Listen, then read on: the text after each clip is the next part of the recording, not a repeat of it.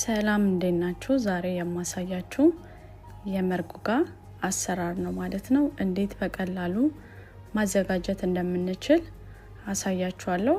ወደ አሰራሩ እንሂድ። ዘይት እናገላለን።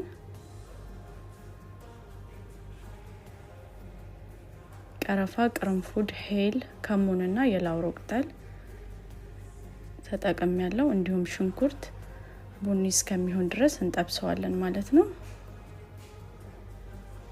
በመቀጠል የታጠበ ዶሮ ወይም ስጋ መጠቀም ትችላላችሁ ማለት ነው። እኔ ሰራሁት ዛሬ በዶሮ ነው ማለት ነው። እንዲሁም ካሮት ጨምረን እናበስለዋለን። 2 ደረቅ ሎሚ ጣዕሙን ቆንጆ ያደርግልናል ሎሚው። እንዲሁም የተፈጨ ቲማቲም ተጠቅሜያለሁ ማለት ነው። ጨው፣ እርድ፣ ባህራት፣ የድንብላል ዱቄት፣ ቁንዶ በርበሬ፣ ትንሽ ከሙንና በርበሬን የተጠቀምኩት ማለት ነው። ቺሊ ፓውደር የሚባለው የኢትዮጵያ በርበሬ አይደለም። ወደ ስልኬ ስለቀረበ ብዙ መስሎ ይታያችኋል። የተጠቀምኩት ግን በሻይ ማንኪያ አንዳንድ ነው ማለት ነው። እንዲሁም ነጭ ሽንኩርት ጨምረን በደንብ አድርገን እናበስለዋለን ማለት ነው። 1 ማንኪያ የቲማቲም ሳልሳ በደንብ አድርገን እናበስለዋለን ማለት ነው።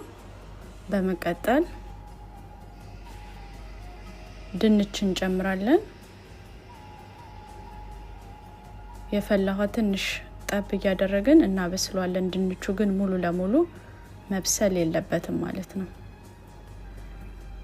እንዲሁም ኩሳ የዝኩኒ አይነት ነው ማለት ነው። ነጭ አበባ ጎመን ከፈለጋችሁም ደግሞ ኤግ ፕላንት ማስገባት ትችላላችሁ። የአበባ ጎመኑንም አለ ማስገባት ደግሞ ይቻላል ማለት ነው። እዚህ ጋር ውሃ እንጨምርበታለን ማለት ነው። ሙሉ ለሙሉ ቬጂቴብሉ መብሰል የለበትም እንዳይፈራርስብን። ይሄ የምታዩት የኢራኒ ክቡዝ ነው። ከፈለጋችሁ የልብናኒም ክቡዝ መጠቀም ትችላላችሁ። ማንኛውንም ቀጭን የሆነ ቂጣ መጠቀም ትችላላችሁ። በምታዩት መንገድ እንቆራርጠውና ውሃችን ሲፈላ እንጨምርበታለን ማለት ነው። ክቡዙን መርጉጋ ሲሰራ ትክክለኛ አሰራር ሊጥ እየተዳመጠ ነው ማለት ነው የሚሰራው በቀጭኑ። እሱ ግን ጊዜ ስለሚወስድ በክቡዙ የሚሰራው የተሻለ ነው ማለት ነው። ጣዕሙም ሊጥ ተዳምጦ ከሚሰራው ጋር ተመሳሳይ ነው ማለት ነው። እዚህ ጋር ጥንቃቄ ማድረግ ያለባችሁ ውሃ ማነስም መብዛትም የለበትም። እንደምታዩት ነው መሆን ያለበት።